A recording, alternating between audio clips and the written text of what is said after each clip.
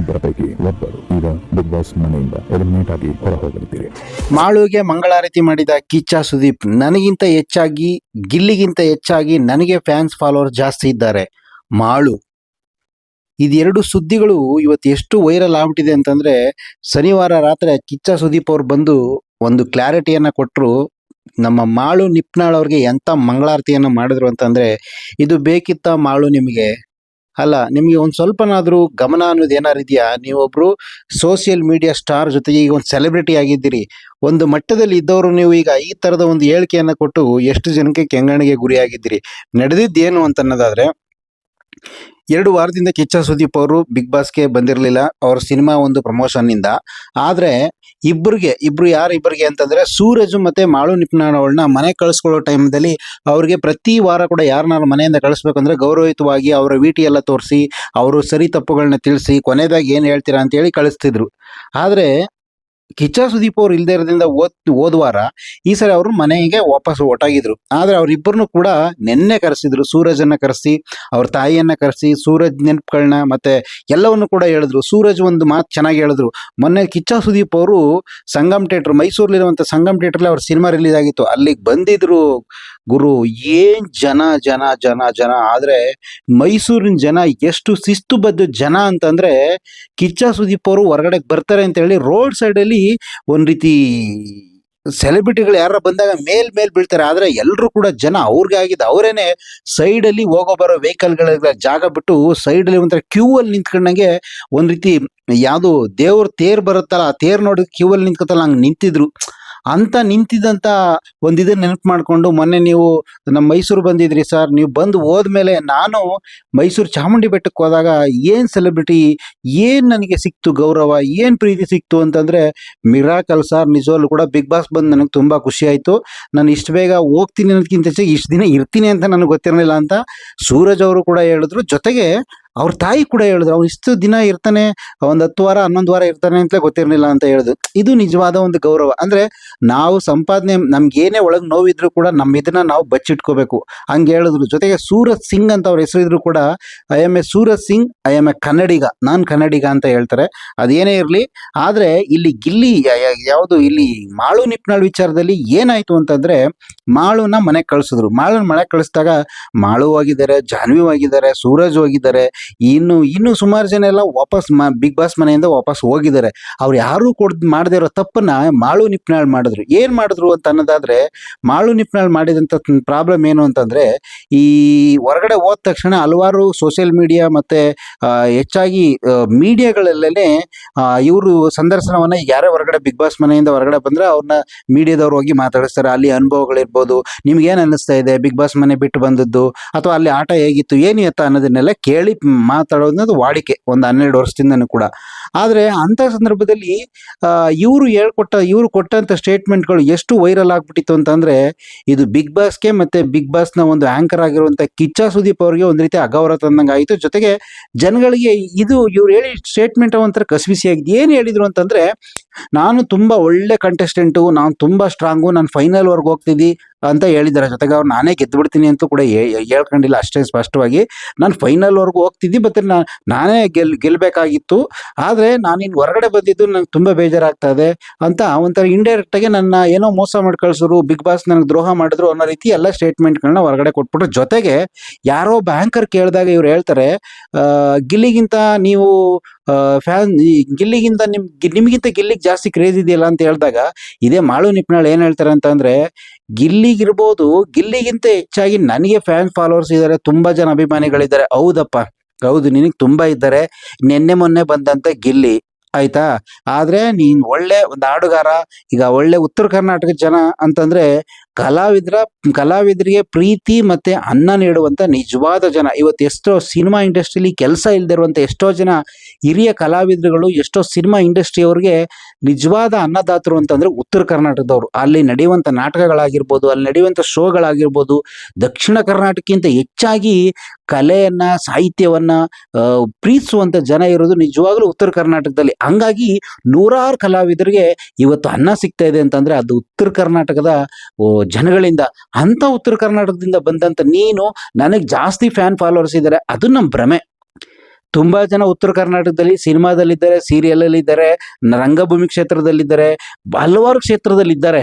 ನಾವು ಹಂಗೆ ಅನ್ಕೊಳ್ಳೋದಲ್ಲ. ಆದ್ರೆ ಅವ್ರು ಎಲ್ರನ್ನೂ ಪ್ರೀತಿಸ್ತಾರೆ, ಎಲ್ರನ್ನೂ ಅದೊಂದು ಟೈಮ್ ಅಷ್ಟೇ. ಆಯ್ತಾ? ನೀವು ಆಡಿದಿರಿ, ನಾನ್ ಡ್ರೈವರ ಅನ್ನೋ ಹಾಡು ಆಡಿದಿರಿ, ಅದಕ್ಕೆ ನೀವು ಅನ್ಕೊಂಡಿದಿರಿ. ಆದ್ರೆ ಇವತ್ತು ಸೋಷಿಯಲ್ ಮೀಡಿಯಾದಲ್ಲಿ ಉತ್ತರ ಕರ್ನಾಟಕದವ್ರು ಎಷ್ಟು ಜನ ಇದ್ದಾರೆ ಅಂತಂದ್ರೆ ಅಬ್ಬಬ್ಬಬ್ಬಬ್ಬಬ್ಬ! ಸಿಕ್ಕಾಪಟ್ಟೆ ಜನಗಳ ಹತ್ರ ಸಿಕ್ಕಾಪಟ್ಟೆ ಸೋಷಿಯಲ್ ಮೀಡಿಯಾ ಇಂದ ಇವತ್ತು ದೊಡ್ಡ ದೊಡ್ಡ ಸ್ಟಾರ್‌ಗಳಾಗಿದ್ದಾರೆ. ಹಂಗಾಗಿ ನೀವು ನೀವು ಅನ್ಕೊಂಡ್ರಿ ಎಲ್ರಿಗಿಂತ ನನಗೆ ಫ್ಯಾನ್ ಫಾಲೋವರ್ಸ್ ಇದ್ದಾರೆ ಗಿಲ್ಲಿಗಿಂತ ಹೆಚ್ಚಾಗಿ ಅಂತ ಕೊಟ್ಟಿದ್ದೊಂದಿದು. ಗಿಲ್ಲಿನ ಒಂದ್ ರೀತಿ ನೆಗೆಟಿವ್ ಮಾಡಿ ಹೊರಗಡೆ ನೀವು ಹೋಗಿ ಮೀಡಿಯಾದಲ್ಲಿ ಅವ್ರು ಕೇಳ್ತಾರೆ, ಟಿವಿ ಮುಂದೆ ಬರ್ತೀವಿ, ಟಿವಿ ಮುಂದೆ ಮಾತಾಡ್ತೀವಿ ಅಂತ ಹೇಳಿ ನೀವು ಕೊಟ್ಟಂತ ಹೇಳಿಕೆ ಬಿಗ್ ಬಾಸ್ಗೆ ಮತ್ತೆ ಕಿಚ್ಚ ಸುದೀಪ್ ಅವ್ರಿಗೆ ಮತ್ತೆ ಬಿಗ್ ಬಾಸ್ ಒಂದು ಆಟಕ್ಕೆ ಒಂದ್ ರೀತಿ ಅಗೌರವ ತಂದಾಗ ನೀವು ಮಾಡ್ಬಿಟ್ಟಿದ್ರಿ. ಆದ್ರೆ ಇದನ್ನ ಮಾತಾಡೋದಕ್ಕೆ ಕಿಚ್ಚ ಸುದೀಪ್ ಅವ್ರು ಇರ್ಲಿಲ್ಲ, ಹೊರಗಡೆ ಇದ್ರು, ಅವರು ಮನೆಗೆ ಬರ್ದೇ ಇರೋದ್ರಿಂದ. ಆದ್ರೆ ನೀವು ಈ ತರ ಕೊಟ್ಟಂತ ಹೇಳಿಕೆ ಎಷ್ಟು ವೈರಲ್ ಆಗ್ತಾ ಇತ್ತು ಅಂತಂದ್ರೆ ಎಲ್ರಿಗೂ ಕೂಡ ಮನೆಗೆ ಬಂದ್ಮೇಲೆ ಕಿಚ್ಚ ಸುದೀಪ್ ಅವರು ನಿನ್ನೆ ಸೂರಜ್ ಹೆಂಗ್ ಕರ್ಸಿದ್ರು ಅದೇ ರೀತಿ ಕರ್ಸಿದ್ರು. ಸೂರಜ್ ಎಷ್ಟು ಗೌರವಯುತವಾಗಿ ಮಾತಾಡಿ, ಅವ್ರು ಸೂರಜ್ ಆಗಿರ್ಬೋದು, ಅವ್ರ ತಾಯಿ ಆಗಿರ್ಬೋದು, ಎಷ್ಟು ಮಾತಾಡಿ ಹೋದ್ರು. ಆದ್ರೆ ನಿನಗೆ ಮಂಗಳಾರತಿಯನ್ನ ಮಾಡಿದ್ರು ಕಿಚ್ಚ ಸುದೀಪ್ ಅವರು. ಏನು ಚೆನ್ನಾಗಿದ್ದೀರಾ, ಹೇಗಿದೆ ಜೀವನ ಅಂತ ಹೇಳಿದ ತಕ್ಷಣ ನೀವು ಹೋಗಿ ಕಿಚ್ಚ ಸುದೀಪ್ ಸರ್ಗೆ ಹೋಗಿ ಕಾಲ್ ಬೀಳಕ್ ಹೋದ್ರಿ, ಬಿಳಿಸ್ಕೊಳ್ಳಿಲ್ಲ ಅವರು ಕಿಚ್ಚ ಸುದೀಪ್ ಅವರು. ಕೊನೆಗೆ ಅಣ್ಣ ಅಣ್ಣ ಅಣ್ಣ ಅಂತ ರಿಕ್ವೆಸ್ಟ್ ಮಾಡಿದ್ಮೇಲೆ ಅವರು ಓಕೆ ಅಂತ ಎದ್ರು, ಎದ್ದು ನಿಂತ್ಕೊಂಡ್ರಿ. ಆಗ ಹೇಳಿದ್ರು, ಎಲ್ಲ ಹೇಳಿದ್ಮೇಲೆ ಹೇಗಿದೆ ಜೀವನ, ಬಿಗ್ ಬಾಸ್ ಮನೆ ಏನ್ ಮಿಸ್ ಮಾಡ್ಕೋತಿದ್ರು, ಹೌದು ಅಣ್ಣ ಹಂಗೆ ಹಿಂಗೆ ಎಲ್ಲ ಹೇಳಿದ ಜೊತೆಗೆ, ಅಲ್ಲ ಮಾಡುವವರೇ, ನೀವು ಹೊರಗಡೆ ಹೋಗಿ ಇಂಟರ್ವ್ಯೂ ಕೊಡುವಾಗ ನೀವು ಈ ತರ ಎಲ್ಲ ಕೊಡ್ತಾ ಇರೋದು ಎಷ್ಟು ಮಟ್ಟಿಗೆ ಸರಿ, ಏನಿದು ಸರಿನಾ ಇದು ಅಂತ ಹೇಳಿದ ತಕ್ಷಣನೇ ಇದ್ದಕ್ಕಿದ್ದಂಗೆ ಮೀಡಿಯಾಗಳಲ್ಲೆಲ್ಲ ಅಷ್ಟೊಂದೆಲ್ಲ ಬಹಿರಂಗವಾಗಿ ರೋಷಾವೇಶದಲ್ಲಿ ತುಂಬಾ ಏನೋ ಅನ್ಯಾಯ ಆಗೋದಾದಂಗೆ ಅಂತ ಮಾತಾಡಿದ ನೀವು ಕಿಚ್ಚ ಸುದೀಪ್ ಅವ್ರು ಕೇಳ್ದಾಗ ಹೇಳ್ಬೋದಾಗಿತ್ತಲ್ಲ. ನೀವೇನು ಬಿಗ್ ಬಾಸ್ ಒಳಗಡೆ ಇಲ್ಲ, ಹೊರಗಡೆ ಕಳ್ಸಿದ್ರೆ ಹೇಳ್ಬೋದು, ಹೌದಣ್ಣ ನನಗೆ ಲಾಸ್ ಆಗಿ ನನ್ಗೆ ನೋವಾಗಿತ್ತು, ನಾ ಇನ್ನೇ ಇರಬೇಕಿತ್ತು ಅಂತ ಹೇಳ್ಬೋದಾಗಿತ್ತಲ್ಲ. ಕೇಳ್ತಾ ಇದ್ದಂಗೆ ಕಿಚ್ಚ ಸುದೀಪ್ ಅವ್ರು ಕೇಳ್ತಾ ಇದ್ದಂಗೆ ಇದ್ದಕ್ಕಿದ್ದಂಗೆ ಅಣ್ಣ ಏನೋ ಮಾತಪ್ಪಿ ಅಂದೆ, ದಯವಿಟ್ಟು ಕ್ಷಮಿಸ್ಬಿಡಿ ಕರ್ನಾಟಕ ಜನತೆ. ಇದು ಕೇಳ್ಕೊಳ್ಳೋದಿಕ್ಕೆ ಯಾಕಪ್ಪ ಇವತ್ತು ಏನಾಗ್ಬಿಟ್ಟದೆ ಅಂತಂದ್ರೆ ಜಗತ್ತಲ್ಲಿ ಈ ದೊಡ್ಡ ದೊಡ್ಡ ಸೆಲೆಬ್ರಿಟಿಗಳು, ದೊಡ್ಡ ದೊಡ್ಡ ರಾಜಕಾರಣಿಗಳು ಒಂದೊಂದು ಮಾತನ್ನ ಅಂದ್ಬಿಡ್ತಾರೆ. ಅಂದ್ಬಿಟ್ಟು ಅದಕ್ಕೆ ತಪ್ಪಾಯ್ತು ಕ್ಷಮೆ ಕೇಳ್ತೀನಿ, ನಾನು ಅದಕ್ಕೆ ಹೇಳ್ತೀನಿ ಇದಕ್ಕೆ ಹೇಳ್ತೀನಿ ಅಂತ ಹೇಳ್ತಾರೆ. ಅಂದ್ರೆ ಮಾಡೋದೆಲ್ಲ ಮಾಡ್ಬಿಟ್ಟು ಆಮೇಲೆ ಏನೋ ಒಂದು ಸಾರಿ ಅಂತ ಕೇಳ್ಬಿಟ್ರೆ ಮುಗ್ದೋಯ್ತು. ಇದೇ ಬಡ ಜನ ಅಥವಾ ಸಾರ್ವಜನಿಕರು, ಸಾಮಾನ್ಯ ಜನ ಏನೋ ಕೇಳ್ಬಿಟ್ರೆ ಅವರ ಕಾನೂನಾತ್ಮಕವಾಗಿ ಶಿಕ್ಷೆ ಅಂತೂ ಕೊಟ್ಟೇ ಬಿಡ್ತಾರೆ. ಆದ್ರೆ ಈ ಸೆಲೆಬ್ರಿಟಿಗಳು, ದೊಡ್ಡ ದೊಡ್ಡ ರಾಜಕಾರಣಿಗಳು, ದೊಡ್ಡ ದೊಡ್ಡ ಮನುಷ್ಯರುಗಳು ಏನೇ ಮಾಡಬಾರ್ದು ತಪ್ಪು ಮಾಡಿ ಲಾಸ್ಟ್ಗೆ ಒಂದು ಸೋಷಿಯಲ್ ಮೀಡಿಯಾದಲ್ಲಿ ಅಥವಾ ಒಂದು ಮೀಡಿಯಾದಲ್ಲಿ ನನ್ನಿಂದ ತಪ್ಪಾಯ್ತು ಸಾರಿ ಸಾರಿ ಅಂತ ಕೇಳ್ಬಿಟ್ಟು ಮುಗ್ದು. ಸಾರಿ ಅಂತಂದ್ರೆ ಹೋಗಿರೋ ಪ್ರಾಣ, ಹೋಗಿರೋ ಮಾನ, ಆಗಿರೋ ನಷ್ಟ, ಆಗಿರೋ ಅಗೌರವ ಇವೆಲ್ಲ ಬಂದ್ಬಿಡುತ್ತಾ? ಈ ತರ ಎಲ್ರು ಆಗ್ಬಿಟ್ರೆ. ಆ ತರ ಈ ಮಾಳು ನಿಪ್ನಾಳ್ ಕೂಡ ಹೇಳಿದ್ದೇನು ಅಂತಂದ್ರೆ, ತಪ್ಪಾಯ್ತಣ್ಣ, ನಾನು ತಪ್ಪಾಗಿ ಮಾತಾಡ್ಬಿಟ್ಟು ಹಿಂಗೆ ಮಾತಾಡೋದಿಲ್ಲ ಅಂತ ಹೇಳಿದ್ರು. ಇದು ಏನ್ ಅನ್ಸುತ್ತೆ ಅಂತಂದ್ರೆ ಬಿಗ್ ಬಾಸು ಮಾಳುಗೆ ಏನನ್ನು ಕೂಡ ಅನ್ಯಾಯ ಮಾಡ್ಲಿಲ್ಲ. ಯಾಕೆ ಅಂತಂದ್ರೆ ಮಾಳು ಚೆನ್ನಾಗಿ ಆಟ ಆಡ್ತಿದ್ದ, ಒಳ್ಳೆ ಆಟಗಾರನೇ, ಆಯ್ತಾ, ಒಳ್ಳೆ ಆಟಗಾರನೇ. ಆದ್ರೆ ಒಳ್ಳೆ ಆಟಗಾರ ಆದ್ರೂ ಕೂಡ ಮಾಳುದು ಸಮಸ್ಯೆ ಏನು ಅಂತಂದ್ರೆ ಮಾಳುಗೆ ಬಿಗ್ ಬಾಸ್ ಎಲ್ಲವನ್ನೂ ಕೊಟ್ಟಿತ್ತು. ಏನಂತಂದ್ರೆ ಮಾಳು ಕಳಪೆ ಆಗಿದ್ದಂತ ಸಂದರ್ಭದಲ್ಲಿ ಮನೆಯಿಂದ ಎಲ್ಲರನ್ನು ಕರೆಸ್ತಾ ಇರ್ತಾರೆ. ಆ ಟೈಮಲ್ಲಿ ಮಾಳು ಅಂದ್ರೆ ಮಕ್ಕಳು, ಎಲ್ಲರ ಮಕ್ಕಳನ್ನು ಕೂಡ ಇದು ಯಾವುದು ಮಕ್ಕಳ ದಿನಾಚರಣೆ ದಿವಸ ಎಲ್ಲರ ಮಕ್ಕಳನ್ನು ತೋರಿಸ್ತಾರೆ. ಇಲ್ಲಿ ಯಾರ್ಯಾರು ಮಕ್ಕಳಿದಾರೋ ಎಲ್ರಿಗೂ ಮಕ್ಕಳನ್ನ ತೋರಿಸ್ತಾರೆ. ತೋರಿಸಿದಂತ ಸಂದರ್ಭದಲ್ಲಿ ಈ ಮಾಳು ಜೈಲಲ್ಲಿ ಇರ್ತಾನೆ ಕಳಪೆ ಆಗಿ. ಆಗ ಮಾಳು ನೋಡಕ್ಕಾಗಲ್ಲ. ಆಗ ಮಾಳು ಎಷ್ಟು ದುಃಖ ಪಡ್ತಾನೆ, ಎಷ್ಟು ಅಳ್ತಾನೆ ಅಂತಂದ್ರೆ, ಯಾಕೆಂದ್ರೆ ಆ ಟೈಮಲ್ಲಿ ಮಾಳು ಏನು ಕಳಪೆ ಆಗಿದ್ದ, ಹಂಗಾಗಿ ಅವ್ನು ಜೈಲಿದ್ದ, ಮಕ್ಕಳು ನೋಡಕ್ಕಾಗಿಲ್ಲ. ಒಳಗಡೆ ಒಂದು ರೂಮಲ್ಲಿ ತೋರಿಸಿರು. ಹಾಗೆ ಮನೇಲಿದ್ದವ್ರು ಎಲ್ಲರೂ ಕೂಡ, ಅಶ್ವಿನಿಯವರಾಗಿರ್ಬೋದು, ನಮ್ಮ ರಘುವರಾಗಿರ್ಬೋದು, ಅಯ್ಯಯ್ಯೋ ಮಾಳುಗೆ ಈ ಥರದೊಂದು ಅನ್ಯಾಯ ಆಗ್ಬಿಡ್ತಲ್ಲ, ಇಷ್ಟು 2 ತಿಂಗಳು ಆಗಿದೆ, ಮಕ್ಕಳು ನೋಡ್ಕೊಳಕ್ ಆಗ್ಲಿಲ್ವಲ್ಲ ಅಂತ ಬೇಜಾರಾಗಿ ಎಲ್ಲರೂ ಕೂಡ ಬಿಗ್ ಬಾಸ್ನ ರಿಕ್ವೆಸ್ಟ್ ಮಾಡ್ಕೊಂಡ್ರು, Bigg Boss please Bigg Boss ಅಂತ ಹೇಳಿ ಈ ಹೋಗಿ ಅವನ್ನ ಕರ್ಕೊಂಡು ಬಂದ್ರು. ಒಳಗಡೆ ಬೀಗ ತೆಗೆದ್ಬಿಟ್ಟು ಜೈಲಲ್ಲಿದ್ದವನ್ನ ಹೊರಗಡೆ ಕರ್ಕ ಬರೋಷ್ಟೊಳಗೆ ಬಿಗ್ ಬಾಸ್ ಟಿವಿ ಆಫ್ ಆಯ್ತು, ತೋರಿಸ್ಲಿಲ್ಲ.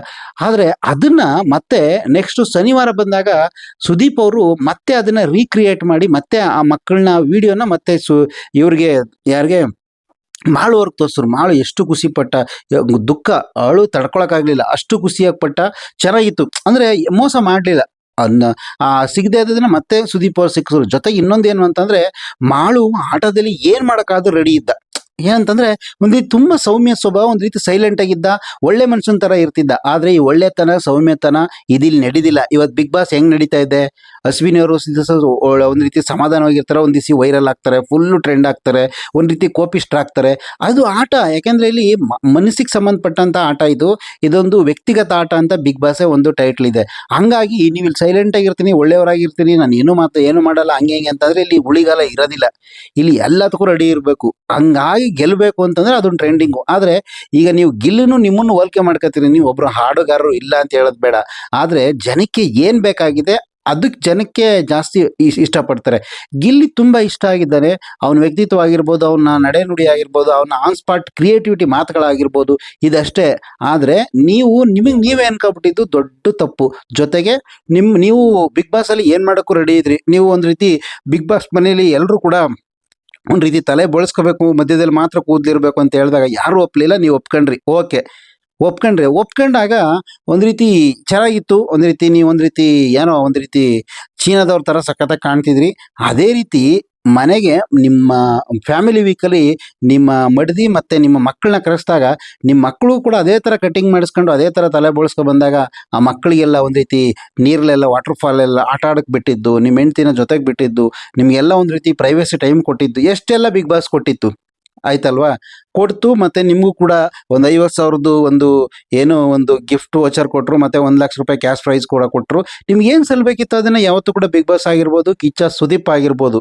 ಯಾಕೆಂದರೆ ಬಿಗ್ ಬಾಸು ಒಂದು ದೂರದ್ದು, ಆದರೆ ಎಲ್ರಿಗೂ ಕನ್ನಡ ಜನತೆಗೆ ಕಲಾವಿದರ ಪರವಾಗಿ ಇರುವಂಥ ಬ್ರಿಡ್ಜ್ ಯಾವುದು ಅಂತಂದರೆ ಕಿಚ್ಚ ಸುದೀಪ್. ಅವರಿರುವಾಗ ಯಾವತ್ತೂ ಯಾರಿಗೂ ಕೂಡ ಏನು ಅನ್ಯಾಯ ಆಗೋದಿಲ್ಲ. ಹಾಗಾಗಿ ಅದು ತಡಿದೇನೆ, ಅದು ಯೋಚನೆ ಮಾಡ್ದೇನೆ ನೀವು ಹೋಗಿ ಏನೇನೋ ಮಾತಾಡ್ಬಿಟ್ಟು ಒಂದು ರೀತಿ ಮಂಗಳಾರತಿ ಮಾಡಿಸ್ಕೊಂಡಂಗೆ ಆಯಿತು.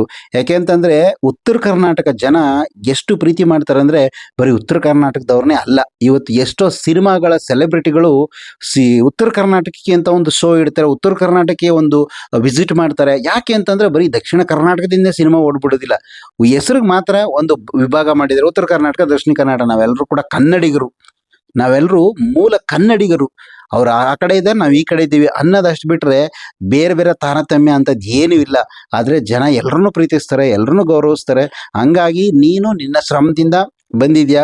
ನಿನ್ನ ಥರ ನೂರಾರು ಜನ ಹುಟ್ಕೋತಾರೆ, ನೂರಾರು ಜನ ಬರ್ತಾರೆ, ನೂರಾರು ಜನ ಹೋಗ್ತಾರೆ, ಆಯಿತಾ? ಹಂಗಾಗಿ ಈ ಥರದ ಮಾತುಗಳನ್ನ ನೀನು ಆಡಬಾರ್ದು. ಯಾಕೆಂದರೆ ಜನ ಪ್ರತಿಯೊಂದನ್ನು ಗಮನಿಸ್ತಾರೆ. ಯಾವತ್ತು ನಮ್ಮನ್ನು ಕೆಳಗಾಕ್ತಾರೆ, ಯಾವತ್ತು ನಮ್ಮ ಮೇಲಿಡ್ತಾರೆ, ಯಾವತ್ತು ನಮ್ಮನ್ನು ಕಿತ್ತು ಬಿಸಾಕ್ಬಿಡ್ತಾರೆ ಅಂತ ಗೊತ್ತಾಗಲ್ಲ. ಹಂಗಾಗಿ ಮಾಳು ನಿಪ್ನಾಳವರೇ, ನೀವು ಇಷ್ಟು ದಿವಸ ಚೆನ್ನಾಗಿ ಬಿಗ್ ಬಾಸಲ್ಲಿ ಇದ್ದು ಹೋಗಿದ್ದೀರಾ, ಈ ಥರ ಸ್ಟೇಟ್ಮೆಂಟ್ ಕೊಟ್ಟಿದ್ದು ಅದು ಸರಿ ಇಲ್ಲ. ಯಾಕೆಂತಂದರೆ ಇದು ಬಿಗ್ ಬಾಸ್ ಕೊನೆ ಅಂತರದಲ್ಲಿ ನೀವು ಹಂಗೆ ಮಾಡಿದ್ದು ಸರಿ ಇಲ್ಲ ಅಂತ ಅನ್ನಿಸ್ತು. ಹಂಗಾಗಿ ನಿಮಗೆ ಈ ಒಂದು ನಡವಳಿಕೆ ಸರಿಯಿಲ್ಲ ಅಂತ ನನಗೂ ಕೂಡ ಅನ್ನಿಸ್ತು. ನೋಡ್ತಾ ಇರುವಂಥ ವೀಕ್ಷಕರು ಏನಂತ ಅನಿಸುತ್ತೆ ಈ ಒಂದು ವಿಡಿಯೋ ಕಮೆಂಟ್ ಮಾಡಿ. Thank you.